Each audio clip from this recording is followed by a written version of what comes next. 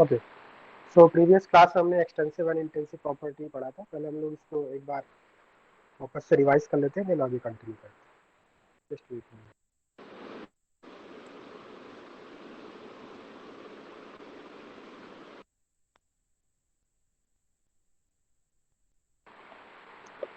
सो extensive property के बारे में मैंने बताया था, विच डिपेंड्स ऑन मास और size of system, like volume, mass, mole.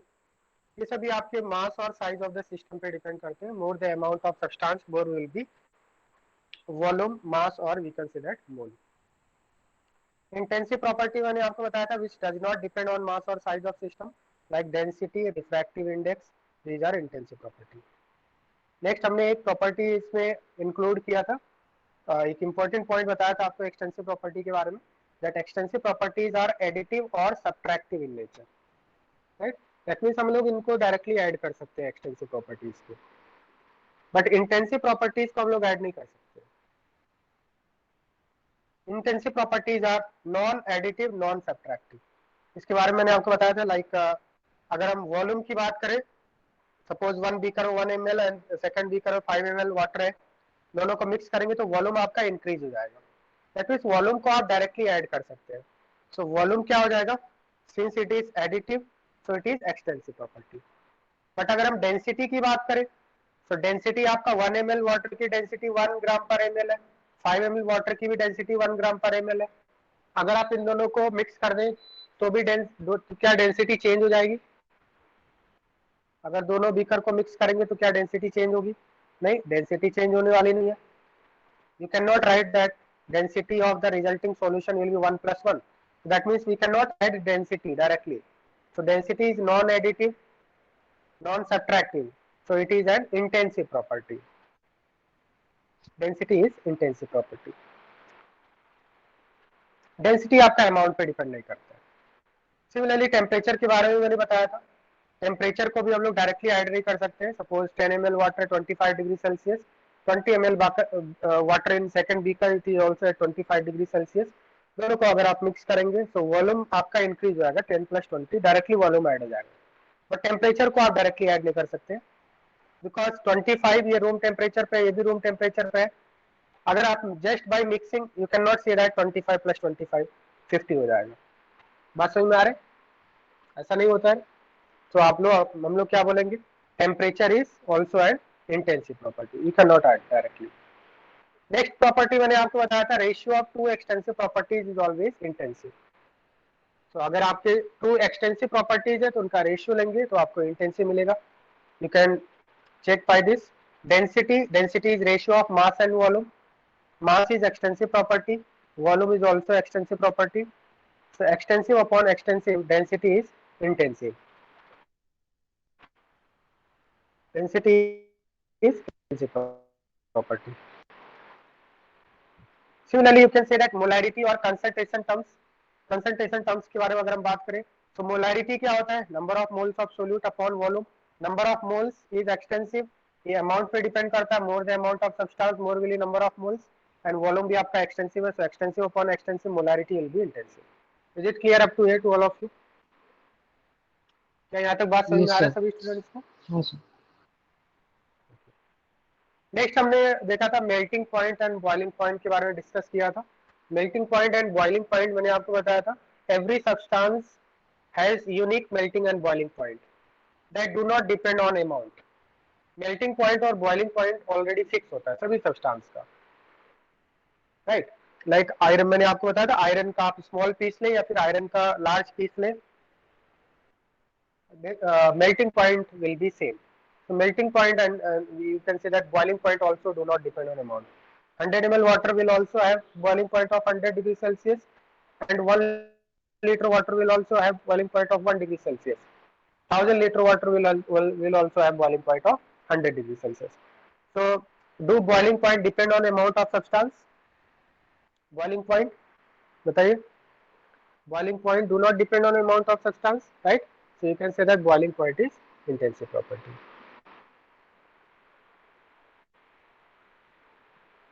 Next मैंने आपको बताया था, नोट करके यहाँ पे बताया था आपको, ऑन एडिंग मोलर और specific word to any extensive property it will become intensive. क्योंकि अगर हमने मोलर वर्ड यूज कर दिया दैट मीन्स हमने अमाउंट फिक्स कर दिया, और स्पेसिफिक मोलर या स्पेसिफिक बोलने से आप अमाउंट फिक्स कर रहे हैं।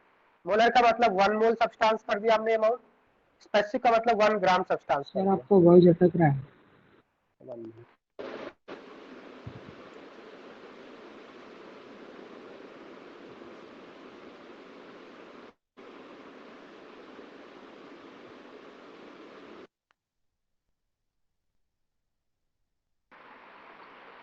हेलो स्टूडेंट्स, वॉइस क्लियर है क्या? हाँ सर अब ठीक आ रहा है।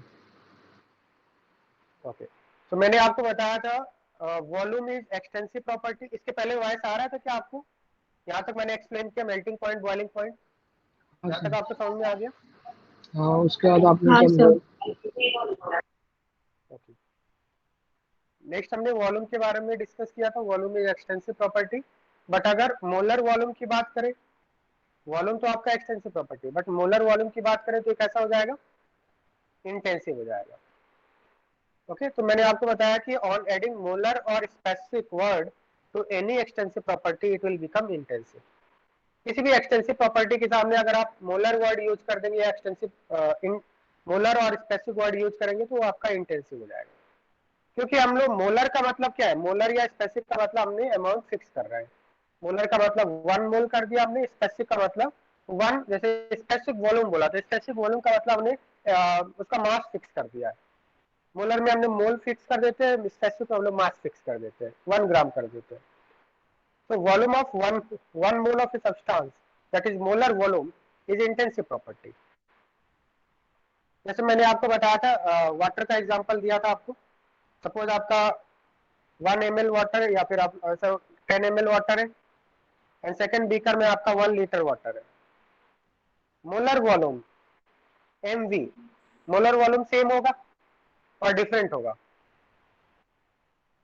अब इसमें अगर हम बात करें तो हमने स्मॉल वॉल्यूम लिया है तो उसमें से 1 मोल का ही वॉल्यूम पूछ रहा है, मोलर वॉल्यूम का।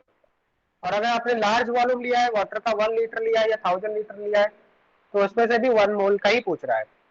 तो क्या ये चेंज होगा? बताइए, दोनों का मोलर वॉल्यूम सेम आएगा या डिफरेंट आएगा? सेम ही आएगा ना। बात समझ में आ रहा है आपको? मोलर वॉल्यूम का मतलब है 1 मोल अमाउंट फिक्स कर दिया है। हेलो स्टूडेंट्स, वॉइस आ रहा है क्या? वॉइस आ रहा है क्या आप सभी को? हाँ सर। हाँ, तो मोलर वॉल्यूम चेंज होगा क्या, आंसर बताइए, यस और नो, कुछ बताएंगे क्या? मोलर वॉल्यूम सेम ही रहेगा ना दोनों का, क्योंकि हमने अमाउंट फिक्स कर दिया। और अगर स्पेसिफिक वॉल्यूम की बात करें तो स्पेसिफिक वॉल्यूम, क्या स्पेसिफिक वॉल्यूम चेंज होने वाला है? 10 ml water and 1 litre water का specific volume, 10 ml water and 1 litre water, specific volume भी सेम रहेगा, बिकॉज स्पेसिफिक वॉल्यूम का मतलब हमने मास फिक्स कर दिया है, 1 gram of substance, volume of 1 gram of substance is called specific volume. तो अगर आप किसी भी एक्सटेंसिव प्रॉपर्टी है उसके सामने अगर आपने मोलर टर्म यूज किया है या आपने स्पेसिफिक टर्म यूज किया है, like volume is extensive property but molar volume is intensive, तो आपका इंटेंसिव हो जाएगा। ना मैंने आपको प्रीवियस क्लास में कुछ होमवर्क दिया था, heat capacity, explain each as extensive और इंटेंसिव। हीट कैपेसिटी बताइए, हीट कैपेसिटी के बारे में आपने क्या लिखा है, एक्सटेंसिव और इंटेंसिव? आंसर बताइए। हीट कैपेसिटी के बारे में क्या आंसर लिखा आपने, जो होमवर्क दिया था ना आपको? तो सबसे पहले हम लोग यहाँ पे डिफाइन कर लेते हैं हीट कैपेसिटी क्या होता है। Right, heat capacity, heat capacity is represented by capital C. It is defined as amount of energy required, amount of energy required to raise the temperature of a substance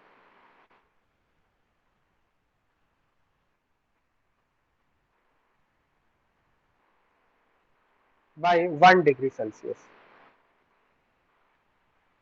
बात समझ में आ रहा है आपको?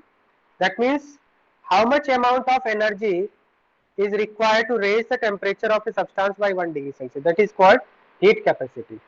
किसी भी आपके सब्सटेंस के 1 डिग्री सेल्सियस टेम्परेचर राइज करने के लिए उसको कितना हीट करना पड़ेगा, तो कितनी अमाउंट ऑफ एनर्जी देना पड़ेगा, that is called heat capacity. इसको हम लोग एक एग्जांपल लेते हैं। सपोज आपका इस तरह से एक बीकर है। फर्स्ट बीकर में हमने 1 लीटर वाटर लिया है एंड सेकंड बीकर में हमने 5 लीटर वाटर लिया है। दोनों का टेम्परेचर हमें 1 डिग्री सेल्सियस राइज करना है। क्या दोनों में सेम एनर्जी सप्लाई करना पड़ेगा, सेम टेम्परेचर देना पड़ेगा, या फिर ज्यादा या कम देना पड़ेगा? बताइए, हीट कैपेसिटी कैसा होगा, एक्सटेंसिव होगा या इंटेंसिव होगा? हीट कैपेसिटी इज एक्सटेंसिव और intensive? Will it depend on intensive. Amount? नहीं, इंटेंसिव नहीं होगा। इंटेंसिव कैसे होगा?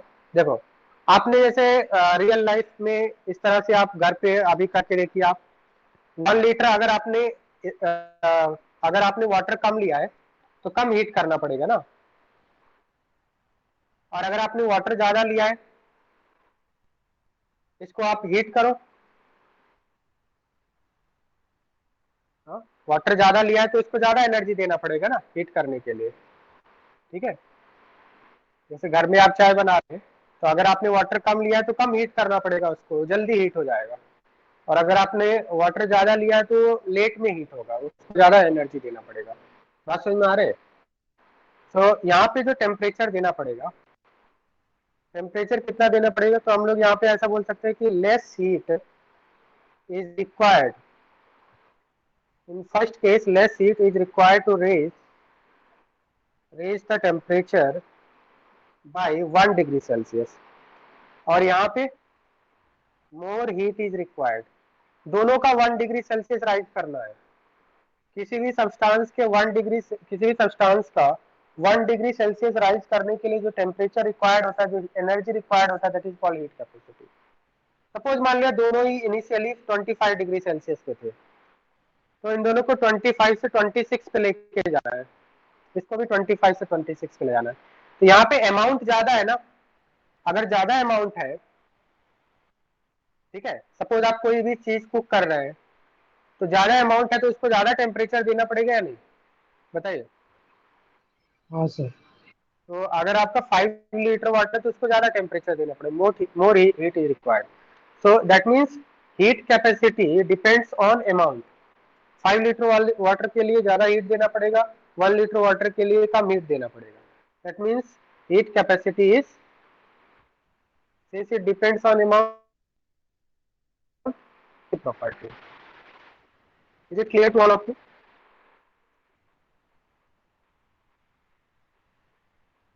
Is it clear to all of you? Heat Yes capacity sir. is extensive property. Now we will talk. Now we will talk about molar heat capacity. Let us see molar heat capacity.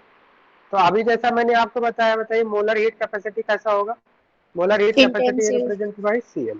हाँ, क्योंकि मैंने आपको already बता दिया कि by adding molar और specific term to any property it will become intensive. तो molar heat capacity का डेफिनेशन लिख लेते हैं सबसे पहले हम लोग। Amount of energy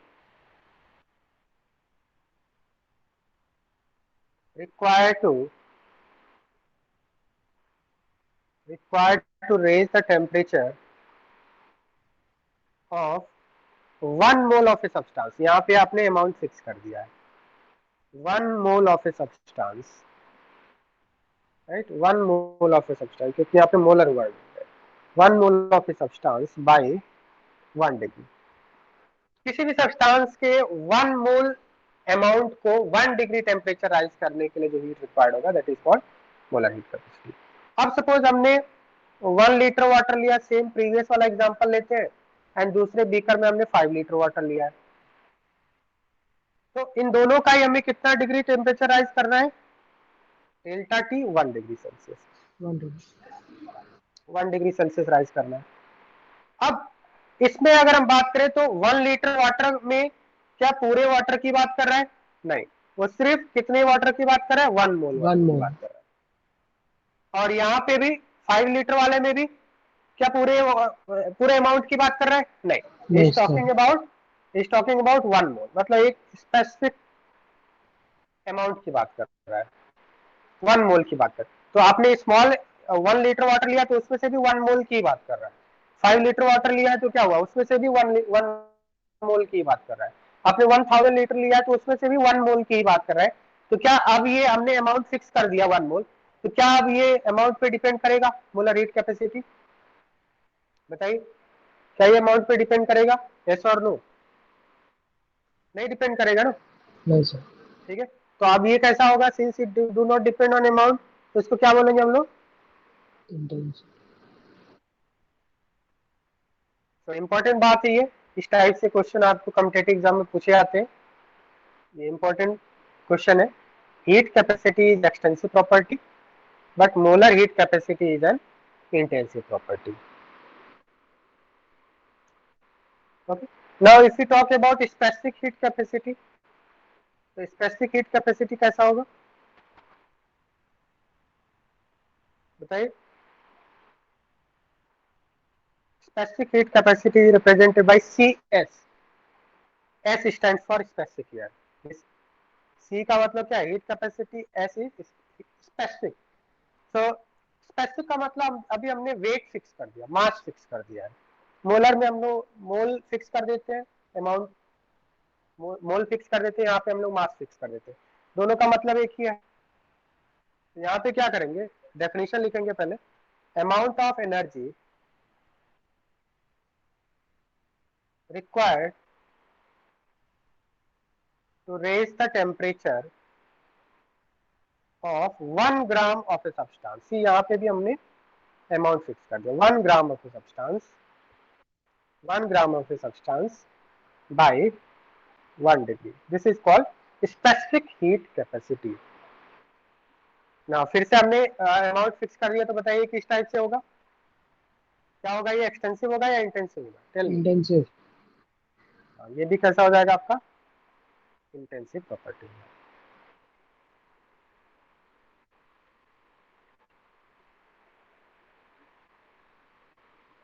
clear? Is it clear to all of you? Next मैंने क्या बताया यस था सर। आपको? Heat capacity, molar heat capacity, specific. Resistance कैसा होगा बताइए? रेजिस्टेंस,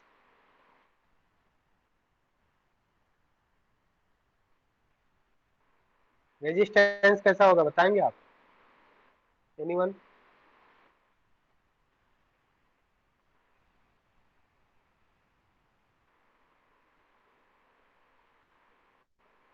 रेजिस्टेंस कैसा होगा? एक्सटेंसिव होगा ना। आर इज इक्वल टू क्या होता है, रो एल बाई ए होता है फिजिक्स में।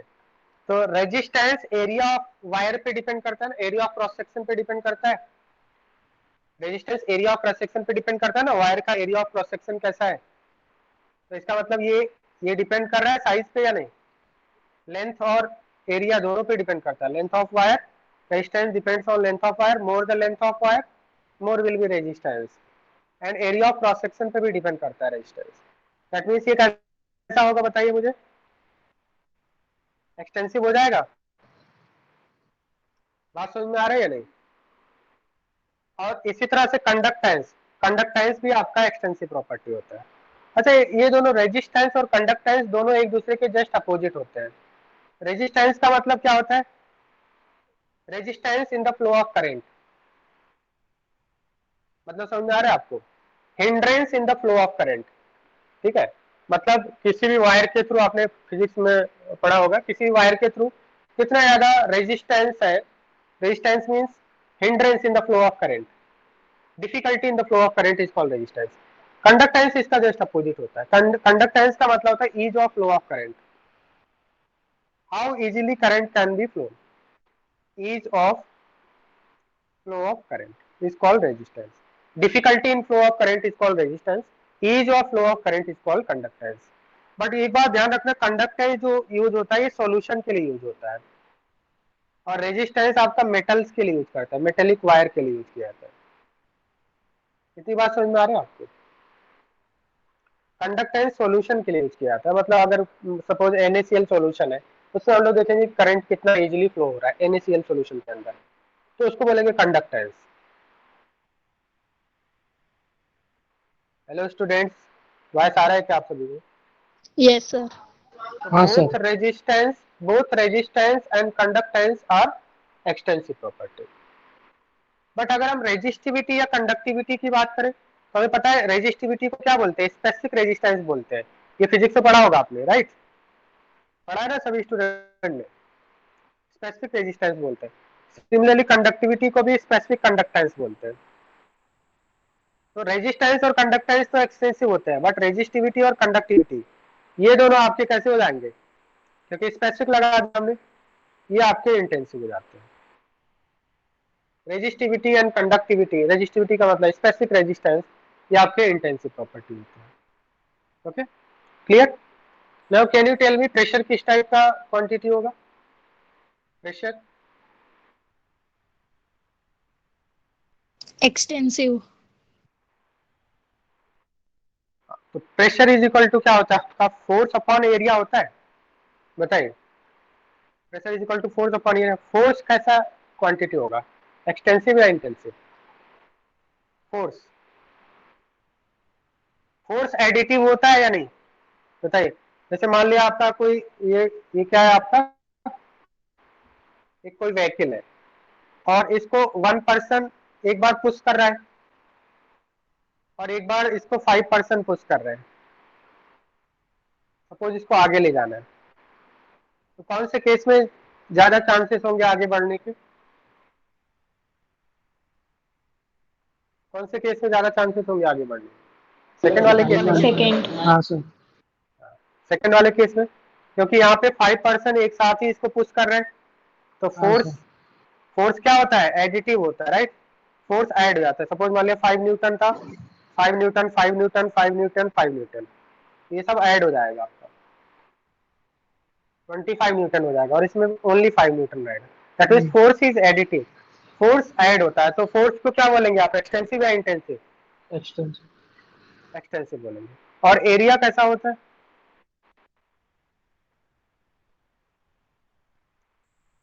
एरिया साइज पे डिपेंड करता है या नहीं? फोर्स एक्सटेंसिव हो गया और area of course it is extensive, more the size of substance more real area. So extensive upon extensive is equal to क्या होता है? लास्ट क्लास में बताया था मैंने, इंटेंसिव। इंटेंसिव। तो इसका मतलब प्रेशर कैसा हो जाएगा? Pressure is an intensive property. क्या सभी स्टूडेंट्स को समझ में आ गया? हाँ बताइए, sir. Is it clear to all of you?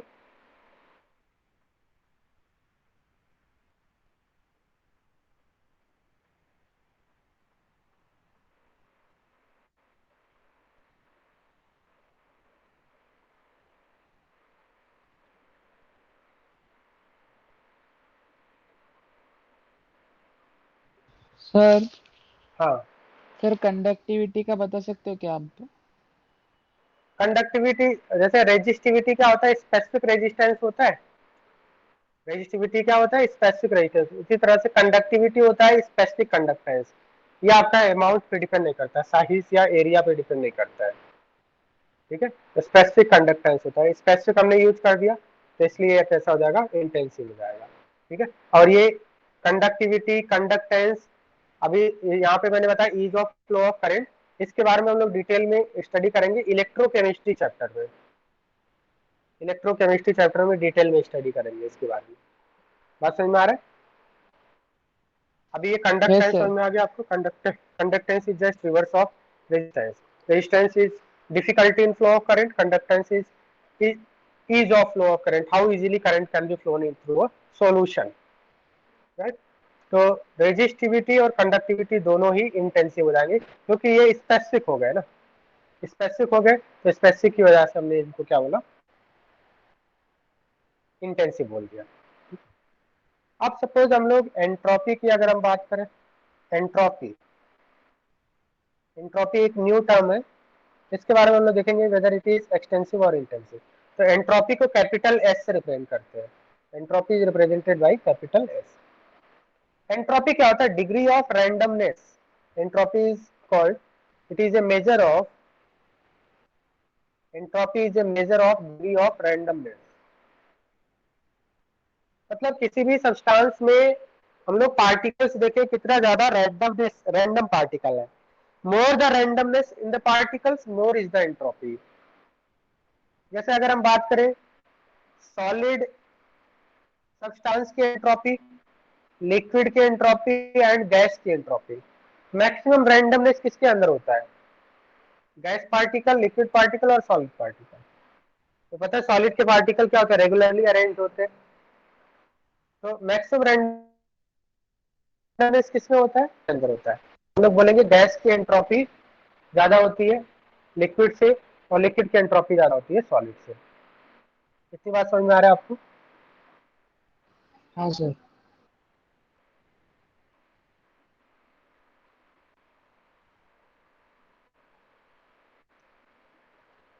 तो एंट्रोपी किस टाइप का सब्सटेंस होगा? अब एंट्रोपी क्या होता है? Entropy depends on number of particles. ये नंबर ऑफ पार्टिकल्स पे डिपेंड करता है। Number of, it depends on number of particles.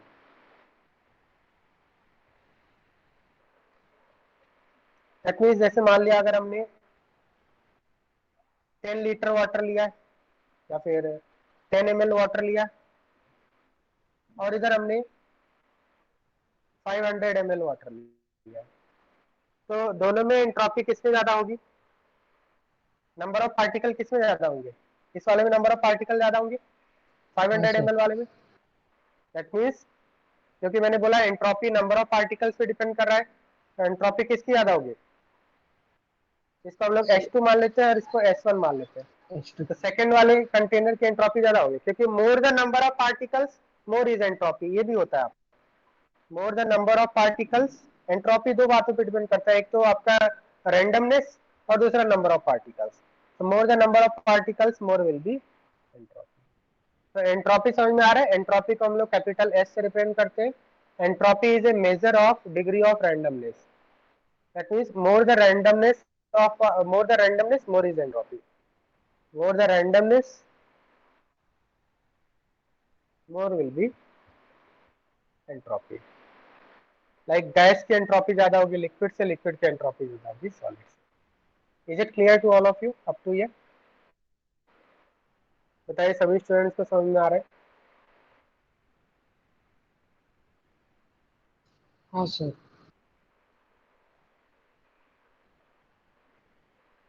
Sir randomness कैसे कैलकुलेट करेंगे, मतलब समझेंगे कैसे रैंडमनेस क्या होता है? नहीं, रैंडमनेस क्या होता है? जैसे आपने सॉलिड लिक्विड गैस तो पढ़ा होगा ना, तो गैस के पार्टिकल क्या होते हैं? रैंडम, मतलब दूर दूर होते हैं ना। ऐसे तो पढ़ा होगा ना लोअर क्लासेस में। ओके सर, समझा। हाँ, रैंडमनेस का मतलब ये, इसको कैलकुलेट नहीं करना, मतलब दूर दूर होता है तो इसको बोलते हैं रैंडम। और सॉलिड के पार्टिकल कैसे होते हैं? एक डेफिनेट पैटर्न में होते हैं ना। ऐसा पढ़ा होगा ना 6, 7, 8 क्लास में। हाँ सर। हाँ सर। ये सॉलिड है और ये गैस है। तो ज्यादा रैंडमनेस किसमें है? रैंडमनेस का मतलब स्कैटर्ड। स्कैटर्ड किसमें है? दूर दूर पार्टिकल। Gas gas. वाले में दूर दूर, तो गैस में पार्टिकल दूर दूर है, तो इसको बोलेंगे इसकी एंट्रोपी ज्यादा है। सॉलिड के पार्टिकल में एक रेगुलर पैटर्न में रैंडमनेस कम है इसके अंदर, तो इसकी एंट्रोपी कम बोलेंगे, लेस एंट्रोपी। और यहाँ पे आपका मोर एंट्रोपी।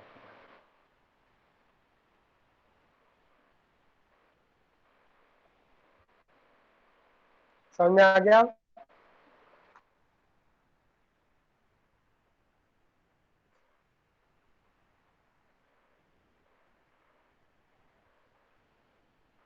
ओके, अब हम लोग नेक्स्ट टॉपिक देखेंगे। Next topic thermodynamic functions.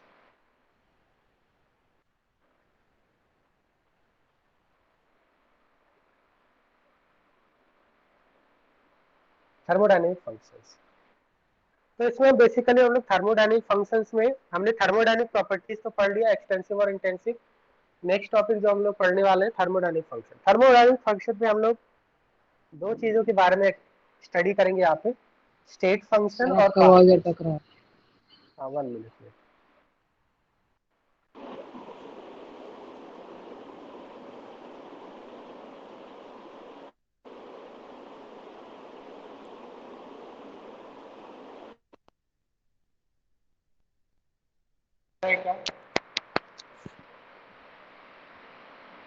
Voice आ रहा है क्या आप सभी को? हाँ सर। क्लियर है या फिर वॉइस लो आ रहा है? नहीं सर, सही है। तो यहाँ पे हम लोग टू फंक्शंस के बारे में स्टडी करेंगे। थर्मोडायनेमिक फंक्शंस हम लोग यहाँ पे पढ़ने वाले। तो थर्मोडायनेमिक फंक्शंस में हमें टू टर्म्स के बारे में स्टडी करना है। One is state function, another one is path function. State function and path function. State function and path function. तो स्टेट फंक्शन और पाथ फंक्शन क्या होते हैं, सबसे पहले तो हम लोग इनका डेफिनेशन लिख लेंगे, उसके बाद मैं आपको एक्सप्लेन करूंगा what is state function and what is path function. Function which depends only on present, that is final state of a system. Final state of a system, and are independent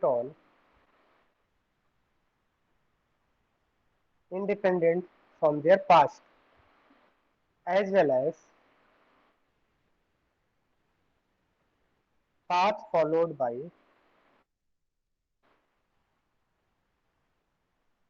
system to achieve that state. अभी मैं आपको explain कर देता हूँ तो आपको समझ में आ जाएगा। First right this definition. State function में जो एग्जांपल आते हैं, pressure, volume, temperature, enthalpy, internal energy, gives free energy, entropy, ये सभी आपके स्टेट फंक्शन है। जो आपके इनिशियल और फाइनल पॉइंट पे डिपेंड करते हैं, बीच में क्या हो रहा है उससे कोई मतलब नहीं है, तो पाथ पे डिपेंड नहीं करते। राइट? पाथ फंक्शन क्या होते हैं? Function which depends on path followed by the system. Path function has meaning only when system follows a path. System follows a path. इसमें जो एग्जांपल आता है पाथ फंक्शन में, कम एग्जांपल है heat, work and heat capacity. इसके 3 examples है path function, heat, work and heat capacity. अब देखो इसको समझते हैं हम लोग, स्टेट फंक्शन और पाथ फंक्शन में डिफरेंस क्या होता है। ठीक है, एक सिंपल सा एग्जांपल लेते हैं और वहां से हम लोग समझ लेते हैं। जैसे मान लिया दो पॉइंट है A and B, point A and point B. Suppose मान लिया 3 पर्सन है, पर्सन फर्स्ट वो इस टाइप से जा रहा है, पाथ पॉइंट वन से पॉइंट बी पर जाना है हमें। पर्सन वन इस टाइप से आपका पाथ फॉलो कर रहा है, पर्सन बी स्ट्रेट डायरेक्शन में जा रहा है, person second, and third person जो है आपका वो इस तरह से मूव करते हुए जा रहा है। ठीक है, तो 3 पर्सन है, person one, person two, person three, 3 path से, डिफरेंट पाथ से जा रहे हैं और उनको जाना कहाँ है, पॉइंट ए से पॉइंट बी। मुझे बताइए क्या distance travelled by all the 3 person same होगा या डिफरेंट होगा? Distance travelled by the person, distance travelled by all person, will it be same? Different. Distance आपका डिफरेंट होगा। ठीक है, डिस्टेंस डिफरेंट होगा। और शॉर्टेस्ट पाथ किसमें होगा? Second person two minimum distance travel कर रहा होगा। राइट? तो डिस्टेंस ट्रेवल्ड हाँ सर। इन लोग के लिए डिफरेंट है। दैट मीन्स यहाँ पे क्या है, डिस्टेंस जो है वो एक तरह से थर्मोडायनेमिक्स में इसको हम लोग पाथ फंक्शन बोलते हैं। ऐसे फंक्शन जो पाथ पे डिपेंड करते हैं, मतलब अगर इस पाथ से जाएगा तो ज्यादा डिस्टेंस ट्रेवल करेगा और इस पाथ से जाएगा तो आपका कम डिस्टेंस ट्रेवल करेगा। तो ऐसे फंक्शन को हम लोग थर्मोडायनेमिक्स में पाथ फंक्शन बोलते हैं, जो पाथ पे डिपेंड करते हैं। डिफरेंट पाथ पे चलने से डिफरेंट आपका वैल्यू आए तो उसको पाथ फंक्शन बोलते हैं। क्या इतनी बात समझ में आ रहा है आपको? अगर डिफरेंट सर एक पाथ बार से रिपीट। जाने से, देखो यहाँ पे डिस्टेंस क्या होगा, डिफरेंट आएगा तीनों पर्सन के लिए, तो इसका मतलब डिस्टेंस पाथ पे डिपेंड करता है। ये बात एग्री कर रहे हो आप? डिस्टेंस पाथ पे डिपेंड करता है। अगर आपने थर्ड पाथ से जाएंगे तो ज्यादा डिस्टेंस ट्रेवल करेंगे, अगर आप सेकंड पाथ से जाएंगे तो कम डिस्टेंस ट्रेवल करेंगे। इसका मतलब डिस्टेंस पाथ पे डिपेंड करता है। डिफरेंट पाथ के लिए डिफरेंट डिस्टेंस आएगा। तो ऐसे ऐसे टर्म्स को हम लोग थर्मोडायनेमिक्स में पाथ फंक्शन बोलते हैं। ऐसे फंक्शन, ऐसे थर्मोडायनेमिक फंक्शन, ऐसे टर्म्स जो आपके पाथ पे डिपेंड करते हैं कि कौन सा पाथ हमने फॉलो किया है। डिफरेंट पाथ के लिए अगर डिफरेंट वैल्यू आ रही है तो उसको हम लोग पाथ फंक्शन बोलते हैं। बट अगर हम डिस्प्लेसमेंट की बात करें तो क्या डिस्प्लेसमेंट इन तीनों के लिए सेम होगा या डिफरेंट होगा?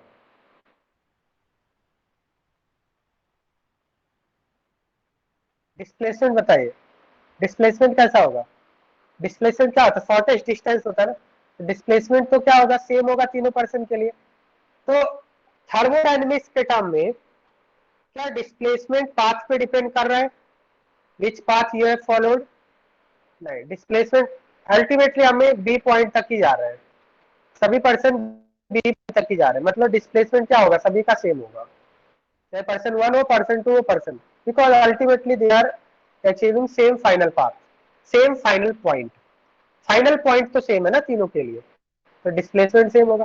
तो ऐसे थर्मोडायनेमिक प्रॉपर्टी जो पाथ पे डिपेंड नहीं करते हैं, ऐसे थर्मोडायनेमिक प्रॉपर्टीज को केमिस्ट्री में या थर्मोडायनेमिक्स में ऐसे टर्म्स को हम लोग बोलते हैं स्टेट फंक्शन। तो डिस्प्लेसमेंट आपका स्टेट फंक्शन हो जाएगा। जस्ट फॉर अंडरस्टैंडिंग, बात समझ आ रहा है? Displacement is a type of, you can say that it is a state function, because ये पाथ पे डिपेंड नहीं कर रहा है। क्या इतनी बात समझ में आ रहा है आपको? बताइए। तो जैसा हमने बताया कि डिस्टेंस तीनों ही पर्सन के लिए डिफरेंट होगा। दैट मीन्स ऐसे थर्मोडायनेमिक प्रॉपर्टी जो पाथ पे डिपेंड करते हैं, डिफरेंट पाथ पे जाने से आपको डिफरेंट वैल्यू मिले, ऐसे थर्मोडायनेमिक प्रॉपर्टीज को हम लोग पाथ फंक्शन बोलते हैं। और डिस्प्लेसमेंट की जहां तक हम लोग बात करेंगे तो डिस्प्लेसमेंट आप किसी भी पाथ से जाएंगे डिस्प्लेसमेंट सेम होगा। तो ऐसे थर्मोडायनेमिक प्रॉपर्टी जो पाथ पे डिपेंड नहीं करते हैं, सिर्फ इनिशियल और फाइनल पॉइंट पे डिपेंड करते हैं। इनिशियल पॉइंट और फाइनल पॉइंट क्या सेम है तीनों पर्सन के लिए या डिफरेंट है? सेम है, इनिशियल और फाइनल पॉइंट सेम है। तो ऐसे थर्मोडायनेमिक प्रॉपर्टी जो इनिशियल और फाइनल पॉइंट से पे डिपेंड करते हैं, बीच में क्या हुआ उससे कोई मतलब नहीं, ऐसे थर्मोडायनेमिक प्रॉपर्टीज को हम लोग स्टेट फंक्शन बोलते हैं, which depends on only on present और final state of a system. बात समझ में आ रहा है? Function which depends only on present final state of a system. Final state तो सभी का सेम है ना, सभी एक ही फाइनल स्टेट को अचीव कर रहे हैं। क्या इतनी बात समझ में आ रहा है? बी को अचीव कर रहे हैं। मान लीजिए P1 गैस के लिए बात करेंगे, P1 V1 T1 और ये P2 V2 T2 अचीव कर रहा है। जैसे लास्ट क्लास में मैंने बताया था, प्रेशर वॉल्यूम टेम्परेचर को हम लोग थर्मोडायनेमिक वेरिएबल बोलते हैं। तो सभी सर एच तीनों क्या ही, होता है? एच आपका एंथैल्पी है, you ji H is S. Enthalpy, वो अभी हम लोग डिस्कस करने वाले हैं, ठीक है, थोड़ी देर में। H is enthalpy, you is internal energy. ये हम लोग सभी टर्म्स को डिस्कस करेंगे। जी इज गिफ्ट फ्री एनर्जी और एस आपका एंट्रोपी है। एंट्रोपी की तरह बता दिया आपको, ठीक है। इंटरनल एनर्जी, एंथैल्पी और गिफ्ट फ्री एनर्जी, ये हम लोग डिस्कस करेंगे अभी थोड़ी देर में। बात समझ में आ रहा है? तो पाथ फंक्शन और स्टेट फंक्शन में डिफरेंस समझ में आ गया आपको? Path function, state function initial और फाइनल पॉइंट पे डिपेंड करता है। पाथ फंक्शन आपका पाथ पे डिपेंड करता है कि कौन से पाथ से हमने गए। जैसे डिस्टेंस आपका एक तरह से पाथ फंक्शन है, डिस्प्लेसमेंट आपका स्टेट फंक्शन है। जस्ट फॉर अंडरस्टैंडिंग, क्या इतनी बात समझ में आ रही है आपको?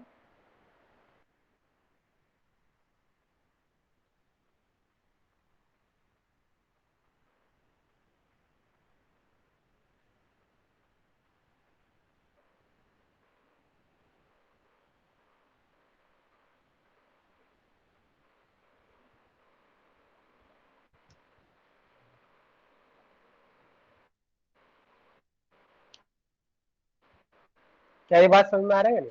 हाँ सर। ओके,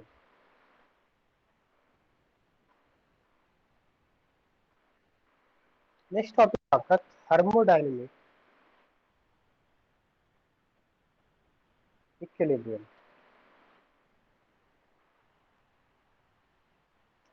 थर्मोडायनेमिक इक्विलिब्रियम का मतलब ये होता है, अगर कोई भी सिस्टम आपका thermally and chemically as well as mechanically equilibrium में है, मतलब टेम्परेचर कांस्टेंट हो जाए, प्रेशर कांस्टेंट हो जाए, वॉल्यूम कांस्टेंट हो जाए, तो हम लोग बोलेंगे वो पर्टिकुलर आपका जो सिस्टम है वो थर्मोडायनेमिक इक्विलिब्रियम में है, right? So will write definition, when a system is at thermally, chemically as well as mechanically at equilibrium, then it is said to be at thermodynamic equilibrium.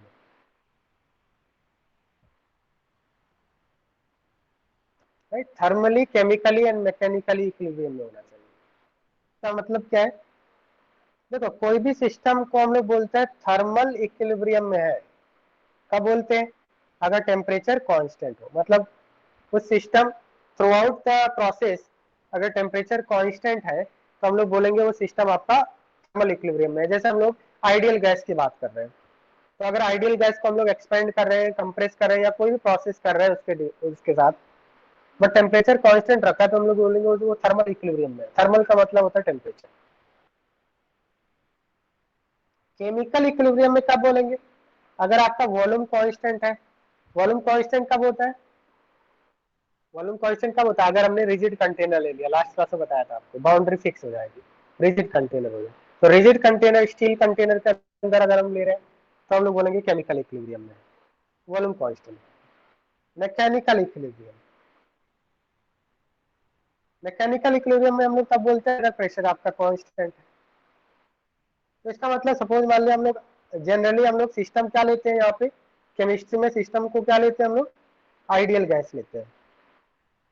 तो suppose मान लिया ideal gas है, एक container के अंदर, उसका pressure P1 है, volume V1 है, टेम्परेचर T1 है। तो इसको हम लोग एक पर्टिकुलर स्टेट बोलेंगे, क्योंकि प्रेशर, टेम्परेचर, वॉल्यूम तीनों फिक्स है, थोड़ी देर के लिए फिक्स है, तो इसको हम लोग स्टेट 1 मानेंगे। जैसे लास्ट क्लास में मैंने बताया था, अगर हम प्रेशर, वॉल्यूम, टेम्परेचर को फिक्स कर देते हैं तो हम लोग क्या बोलते हैं? एक पर्टिकुलर स्टेट में आ गया, आपका जो गैस है वो पर्टिकुलर स्टेट में आ गया, तो इसको हम लोग बोलेंगे इनिशियल स्टेट। अब सपोज मान लीजिए इसमें हमने एनर्जी ट्रांसफर किया, सपोज मान लीजिए इसको हीट किया। एनर्जी ट्रांसफर का मतलब हमने हीट के थ्रू एनर्जी ट्रांसफर कर दिया, या फिर वर्क कर दिया, वर्क से भी एनर्जी ट्रांसफर होता है, वो आगे हम लोग देखेंगे। तो क्या होगा, इसका जो प्रेशर, वॉल्यूम और टेम्परेचर, ये तीनों ही टर्म्स क्या हो जाएंगे? चेंज हो जाएंगे। मान लीजिए P2 V2 T2, तो इसको क्या बोलेंगे? स्टेट 2 बोलेंगे, क्योंकि यहाँ पे क्या इन दोनों में प्रेशर, वॉल्यूम, टेम्परेचर अभी भी सेम है? नहीं, चेंज हो गया ना, प्रेशर भी चेंज हो गया, वॉल्यूम, टेम्परेचर चेंज हो गया। तो अब इसको एक सेकंड स्टेट बोलेंगे। ये फर्स्ट स्टेट था गैस का, और एनर्जी ट्रांसफर करने में ये सेकंड स्टेट में आ चुका है, स्टेट 1, स्टेट 2। इसको बोलेंगे हम लोग फाइनल स्टेट। इसका मतलब ये है कि हम लोग जनरली केमिस्ट्री में जो सिस्टम होता है, सिस्टम एक आइडियल गैस को हम लोग मानते हैं, आइडियल गैस को एक सिस्टम मानते हैं। जब आपका प्रेशर, टेम्परेचर और वॉल्यूम फिक्स हो किसी भी आइडियल गैस का, किसी कंटेनर के अंदर प्रेजेंट है, प्रेशर, वॉल्यूम, टेम्परेचर फिक्स है, तो इसको एक पर्टिकुलर स्टेट बोलेंगे, स्टेट 1। हमने एनर्जी ट्रांसफर किया, इसमें से कोई भी एक अगर चेंज हो गया तो हम लोग बोलेंगे that system is present in different state, state 2 में आ गया। ये इनिशियल स्टेट से फाइनल स्टेट में आ गया। ये बात समझ में आ रहा है आपको? हाँ सर।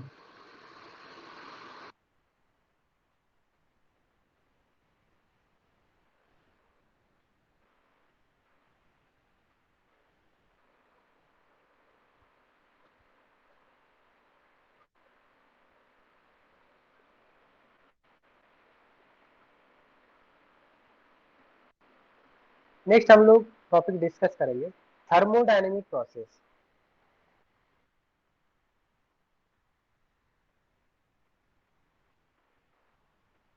डिफरेंट थर्मोडायनेमिक प्रोसेस के बारे में यहाँ पे हम लोग डिस्कस करने वाले हैं। First is same, thermal means temperature, thermal is related to temperature, that means same temperature. तो ऐसा प्रोसेस जिसके ड्यूरिंग आपका टेम्परेचर अगर कांस्टेंट है, तो ऐसे प्रोसेस को हम लोग क्या बोलेंगे, आइसोथर्मल प्रोसेस बोलेंगे। तो प्रोसेस का मतलब किस टाइप के प्रोसेस की बात कर रहे हैं हम लोग, आइडियल गैस की बात कर रहे हैं हम लोग। आइडियल गैस में प्रेशर, टेम्परेचर और वॉल्यूम का वेरिएशन कर रहे हैं, उसी को हम लोग प्रोसेस बोलते हैं यहाँ पे।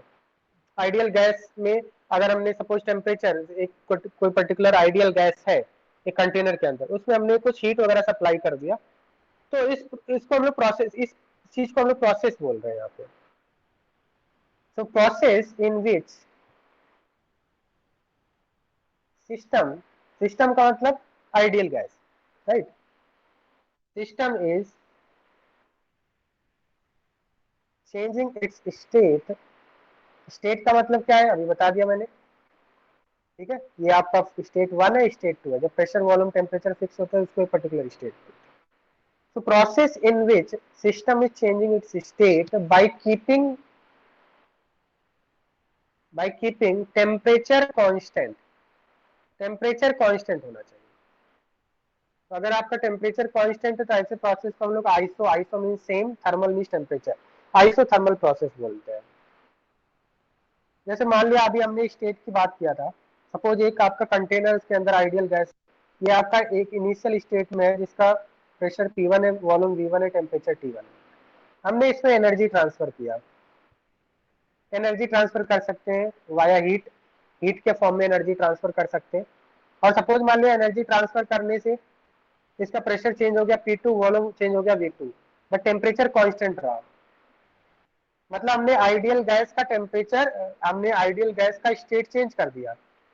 ये स्टेट 1 में था और हमने एनर्जी ट्रांसफर किया तो स्टेट 2 में आ गया।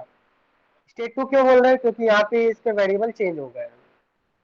तो आइडियल गैस स्टेट 1 से स्टेट 2 में आ गया, बट क्या यहाँ पे हमने प्रेशर चेंज, टेम्परेचर चेंज किया, नहीं, टेम्परेचर चेंज नहीं किया। तो इस टाइप के प्रोसेस को क्या बोलेंगे हम लोग, कि जो आपका system is undergoing isothermal process. बात समझ में आ रहा है, हम लोग बोलेंगे system is undergoing isothermal process. System का मतलब क्या है, आइडियल गैस, हमने गैस का टेम्परेचर चेंज नहीं किया है, तो बोलेंगे system is undergoing isothermal process. तो इसका मतलब हम लोग ऐसा बोल सकते हैं, आइसोथर्मल प्रोसेस में क्या होता है, टेम्परेचर कांस्टेंट होता है। और अगर टेम्परेचर कांस्टेंट होगा तो डेल्टा टी की वैल्यू कितनी होगी, 0। डेल्टा टी का मतलब final temperature minus initial temperature, 0 होगा या नहीं, बताइए। Yes, sir. हाँ सर। डेल्टा टी आपका 0। बट इसमें आपका जो प्रेशर और वॉल्यूम है, ये आपके क्या होते हैं, आइसोथर्मल प्रोसेस में प्रेशर और वॉल्यूम वेरिएबल होता है। मतलब प्रेशर वॉल्यूम चेंज होते हैं, टेम्परेचर कांस्टेंट होता है। अगर तीनों ही अगर कांस्टेंट हो जाएंगे फिर तो हम लोग बोलेंगे कोई प्रोसेस ही नहीं हो रहा है। अगर हाँ कोई भी सर। प्रोसेस होगा तो एटलीस्ट एक तो चेंज होना चाहिए, तो प्रेशर या तो वॉल्यूम या टेम्परेचर चेंज होना चाहिए। तो इसका मतलब आइसोथर्मल प्रोसेस में हमारे पास 3 वेरिएबल होते हैं गैस के, गैस के 3 वेरिएबल है, प्रेशर, वॉल्यूम, टेम्परेचर। गैस की प्रॉपर्टी हम लोग उसके प्रेशर, वॉल्यूम और टेम्परेचर से मेजर करते हैं। तो इसमें से एक कांस्टेंट होगा, बाकी 2 वेरिएबल होंगे, प्रेशर वेरी करेगा, वॉल्यूम वेरी करेगा, टेम्परेचर कांस्टेंट। तो इसको हम लोग बोलेंगे आइसोथर्मल प्रोसेस। यहाँ पे आप देख सकते हैं प्रेशर और वॉल्यूम वेरी कर रहे हैं, तो प्रेशर वॉल्यूम वेरिएबल होगा, टेम्परेचर कांस्टेंट होगा। अब यहाँ पे हम लोग डिस्कस करेंगे कि आइसोथर्मल प्रोसेस कैसे अचीव किया जा सकता है। तो आइसोथर्मल प्रोसेस के लिए मतलब किसी भी आइडियल गैस का टेम्परेचर हमें चेंज नहीं करना है। तो इसके लिए आपको क्वेश्चन में, आपको कैसे पता चलेगा कि क्वेश्चन में आइसोथर्मल प्रोसेस हो रहा है, तो इसके लिए एक टर्म दिया होगा, थर्मोस्टेट। तो थर्मोस्टेट एक इंस्ट्रूमेंट होता है जो टेम्परेचर चेंज करने से रोकता है, मतलब टेम्परेचर नहीं चेंज करने देता है। तो अगर ऐसा आपको बोला है कि system is placed in A thermostat, question में ऐसा बोला है थर्मोस्टेट। थर्मो का मतलब टेम्परेचर, स्टेट का मतलब फिक्स। अगर फिक्स टेम्परेचर मतलब ये कि ऐसा इंस्ट्रूमेंट होता है जो टेम्परेचर को चेंज नहीं होने देता है। तो अगर आप सिस्टम को थर्मोस्टेट के अंदर रख देंगे, थर्मोस्टेट एक ऐसा इंस्ट्रूमेंट है जो टेम्परेचर चेंज नहीं करने देता है, मतलब टेम्परेचर वेरिएशन नहीं करने देता सिस्टम का। तो हम लोग बोलेंगे system is present in isothermal, system is doing isothermal process, क्योंकि इसको थर्मोस्टेट के अंदर रखा गया है। ये बात समझ में आ रहा है आपको? थर्मोस्टेट बोलेंगे तो इसका मतलब टेम्परेचर कांस्टेंट है। Is it clear? अगर हमने सिस्टम को हाँ थर्मोस्टेट सर। के अंदर रखा है तो टेम्परेचर वो कांस्टेंट मेंटेन करके रखेगा, टेम्परेचर को चेंज नहीं होने देगा। नेक्स्ट सेकंड हम खाली लोग बात टेम्परेचर करेंगे। को चेंज नहीं करेगा ना, बाकी सब को कर सकते हैं। हाँ, टेम्परेचर को फिक्स रखेगा। थर्मोस्टेट एक ऐसा इंस्ट्रूमेंट होता है जो टेम्परेचर को फिक्स रखता है। ठीक है, हम सिर्फ टेम्परेचर की बात कर रहे हैं यहाँ पे, बाकी प्रेशर और वॉल्यूम तो वेरी करेंगे ना, दोनों वेरी करेंगे। नेक्स्ट क्या है? Isochoric process. आइसोकोरिक प्रोसेस क्या होता है? अब देखिए, आइसो का मतलब तो होता है सेम, जैसा मैंने आपको बताया, आइसो मीन सेम। कोरिक का मतलब वॉल्यूम, कोर का मतलब है वॉल्यूम यहाँ पे। तो thermodynamic process in which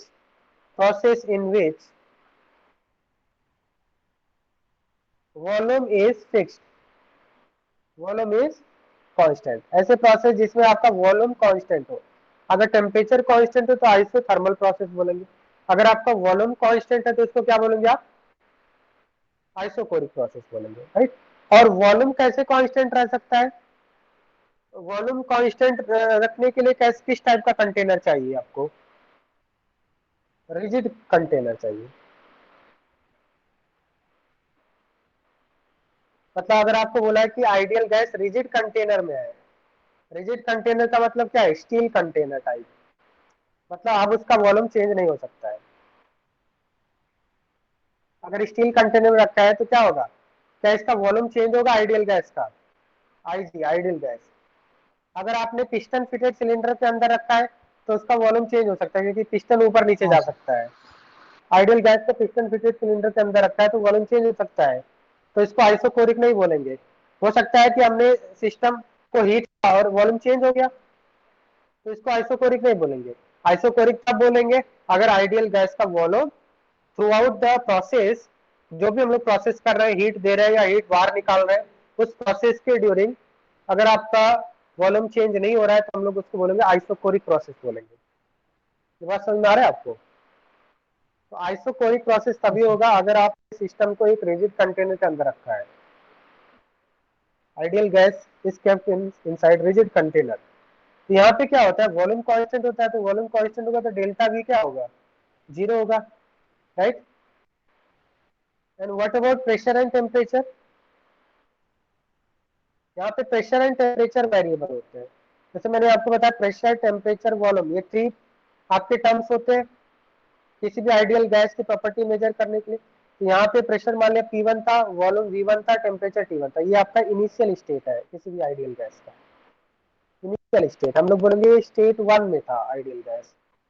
इसमें हमने कुछ एनर्जी सप्लाई कर दिया, एनर्जी सप्लाई, और एनर्जी सप्लाई करने पे मान लीजिए ऐसा हो गया आपका P1 हो गया, वॉल्यूम अभी भी सेम रहा, टेम्परेचर T2 हो गया, P2 हो गया, प्रेशर P2 हो गया, वॉल्यूम सेम रहा। ये आपका हो गया फाइनल स्टेट। तो फाइनल स्टेट में आ गया, इसको हम लोग बोलेंगे स्टेट 2।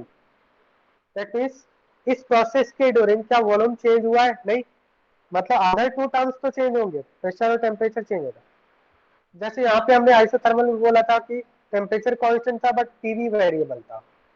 तो हमारे पास तीन टर्म होते हैं, कोई एक कांस्टेंट होगा, अदर टू वेरिएबल होंगे। तो यहाँ पे वॉल्यूम कांस्टेंट होता है, आइसोकोरिक में वॉल्यूम कांस्टेंट होता है, प्रेशर और टेम्परेचर वेरी करते हैं, PT variable.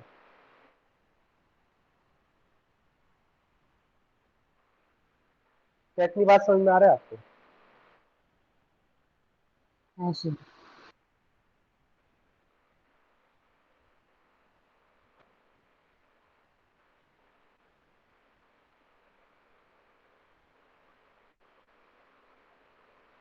So how we can achieve isochoric process? तो हम लोग यहाँ पे बोलेंगे कि process, if the process taking place in closed rigid container, closed rigid container, closed है और रिजिड कंटेनर है, तो ऐसे केस में क्या हो जाएगा आपका? आइसोकोरिक प्रोसेस होगा।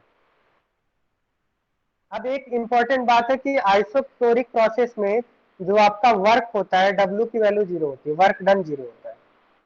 ये 0 क्यों होता है? क्योंकि देखिए किसी भी सिस्टम को हम लोग एनर्जी ट्रांसफर करते हैं तो उसके एनर्जी ट्रांसफर करने के दो तरीके होते हैं, या तो हीट सप्लाई करके या वर्क करके। वर्क करके, अगर मान लिया वर्क करके से आपका एनर्जी ट्रांसफर होता है, ये हम लोग थोड़ी देर में डिस्कस करेंगे, ठीक है। वर्क से कैसे energy transfer, work done on the system, work done by the system, वो हम लोग डिस्कस करेंगे, ठीक है।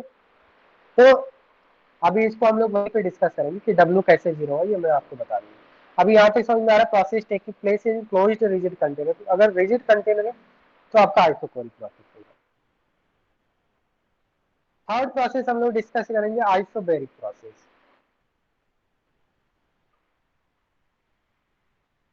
आइसोबैरिक प्रोसेस कब बोलेंगे हम लोग? अगेन यहाँ पे आइसो का मतलब क्या है? सेम। और बार, बार का सेम मतलब क्या है? Bar is unit of pressure. Pressure. Bar is unit of pressure, तो इसका मतलब प्रोसेस इन विच यहाँ पे क्या कांस्टेंट रहेगा? प्रेशर हाँ, प्रेशर यहाँ पे कांस्टेंट रहेगा। Process in which system is changing it's state by keeping pressure constant, by keeping pressure constant. That means यहाँ पे आपका प्रेशर कांस्टेंट रहेगा, P कांस्टेंट रहेगा। और अदर टू टर्म्स क्या होंगे? अगर प्रेशर कांस्टेंट तो डेल्टा P क्या होगा? P2 माइनस P1 0 होगा। मतलब यहाँ पे system suppose P1 V1 T1 से जा रहा है, एनर्जी ट्रांसफर किया आइडियल गैस को, तो इसका प्रेशर आपका अभी भी सेम है, बट वॉल्यूम चेंज हो गया, टेम्परेचर चेंज हो गया, तो डेल्टा P 0 होगा ना। तो इस प्रोसेस को क्या बोलेंगे? आइसोबारिक प्रोसेस बोलेंगे। अदर टू टर्म्स जो है आपके, अदर टू वेरिएबल्स वॉल्यूम और टेम्परेचर, यहाँ पे क्या रहेंगे? वेरिएबल रहेंगे, वॉल्यूम और टेम्परेचर चेंज होगा। अब क्वेश्चन में हमें कैसे पता चलेगा कि आइसोबारिक प्रोसेस हो रहा है, ये आपको आइडेंटिफाई करना है। तो क्वेश्चन में एक हिंट दिया होगा आपको, और उस हिंट से आइडेंटिफाई करना होगा कि किस टाइप का प्रोसेस है, आइसोथर्मल, आइसोकोरिक, आइसोबारिक का। जैसे मैंने आपको बताया आइसोथर्मल प्रोसेस का आप कैसे आप आइडेंटिफाई करेंगे क्वेश्चन पढ़ के कि आइसोथर्मल प्रोसेस है, वहां पे क्या हिंट दिया होगा आपको? थर्मोस्टेट। थर्मोस्टेट हिंट दिया होगा, थर्मोस्टेट बोला होगा। थर्मोस्टेट का मतलब आइसोथर्मल प्रोसेस। और आइसोकोरिक क्या पता चलेगा आपको? अगर आपको रिजिड कंटेनर बोला तो इसका वाला आइसोकोरिक है। इसी तरह से आइसोबारिक प्रोसेस के लिए हिंट क्या दिया होगा आपको? आइसोबारिक प्रोसेस के लिए हिंट दिया होगा आपको कि process taking place in open container. अगर कोई भी प्रोसेस ओपन कंटेनर में हो रहा है, process taking place in open container, open container बोल दिया इसका मतलब प्रेशर कांस्टेंट है। क्योंकि अगर कोई कंटेनर ओपन है तो मुझे बताना क्या प्रेशर चेंज हो सकता है? मान लीजिए इसको हम लोग हीट कर रहे हैं, मान लीजिए वाटर है और इसको हम लोग हीट कर रहे हैं, बट ये ओपन है, तो अगर आप हीट करें तो क्या प्रेशर चेंज होगा? वन इनिशियल जो आपका सपोज वाटर के ऊपर जो प्रेशर है, वाटर के ऊपर प्रेशर कितना होता है? एटमॉस्फेरिक प्रेशर 1 atm है अगर ओपन है। तो अगर आप हीट करेंगे इसको तो जितने भी आपके वेपर्स बनेंगे वो स्केप कर जाएंगे एटमॉस्फेयर में। और अगर स्केप कर जाएंगे, और हमें पता है सराउंडिंग तो बहुत ज्यादा बड़ा है, सराउंडिंग तो बहुत ही बिग है, तो क्या आपको वाटर हीट करने से प्रेशर चेंज हो जाएगा एटमॉस्फेयर का? थोड़ा सा वाटर हीट कर दिया तो एटमॉस्फेयर का प्रेशर चेंज हो जाएगा? नहीं, तो 1 atm ही रहेगा। मतलब अगर आपका कोई क्लोज कंटेनर है तो एटमॉस्फेयर, तो आपका जो प्रेशर वो सेम रहता है। अगर इसी को आप क्लोज यहाँ पे अगर सपोज क्लोज कर देते तो जैसे जैसे हीट करते यहाँ पे प्रेशर बढ़ता जाता है, क्योंकि वेपर्स बढ़ते जाते। ये बात समझ में आ रहा है आपको? अगर क्लोज होता हाँ। तो आपका यहाँ पे वेपर्स बढ़ने की वजह से प्रेशर बढ़ता, बट अब क्योंकि ये ओपन है तो ओपन कंटेनर में क्या प्रेशर बढ़ेगा?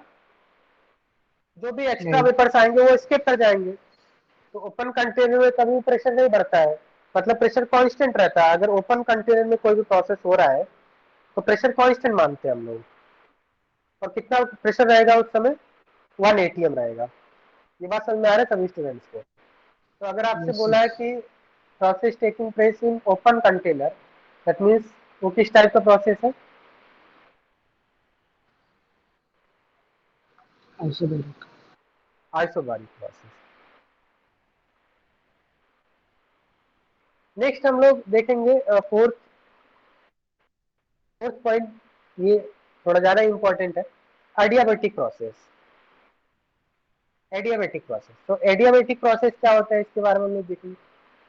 एडियाबेटिक प्रोसेस का मतलब होता है अगर हीट आपका सप्लाई या हीट एक्सचेंज जीरो हो जाए, मतलब नहीं बाहर से अंदर हीट आए नहीं अंदर से बाहर हीट जाए, तो ऐसे सिस्टम को हम लोग बोल देंगे, ऐसे प्रोसेस को बोल देंगे एडियाबेटिक प्रोसेस।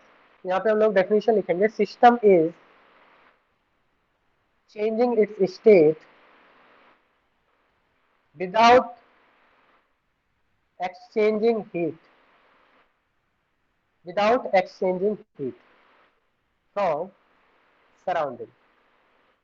मतलब सिस्टम से सराउंडिंग को हीट नहीं जाएगा और सिमिलरली सराउंडिंग से सिस्टम को भी कोई हीट ट्रांसफर नहीं हो रहा है, दोनों तरफ से हीट ट्रांसफर नहीं हो रहा है, तो ऐसे प्रोसेस को बोल देंगे हम लोग एडियाबेटिक प्रोसेस।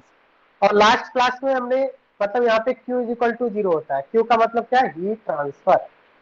हीट ट्रांसफर को बोलते हैं क्यू से रिप्रेजेंट करते हैं। क्यू यहाँ पे चार्ज नहीं है, चार्ज को भी क्यू से रिप्रेजेंट करते हैं, बट यहाँ पे थर्मोडायनेमिक्स में हीट को हम लोग क्यू से रिप्रेजेंट, स्मॉल क्यू से रिप्रेजेंट करते हैं। स्मॉल क्यू का मतलब हीट ट्रांसफर। तो अगर किसी प्रोसेस के ड्यूरिंग सिस्टम और सराउंडिंग के बीच में कोई भी हीट का एक्सचेंज नहीं हो रहा है, ना ही सिस्टम से सराउंडिंग की तरफ हीट जा रहा है, ना ही सराउंडिंग से सिस्टम के अंदर हीट आ रहा है, तो ऐसे प्रोसेस को एडियाबेटिक प्रोसेस बोलते हैं।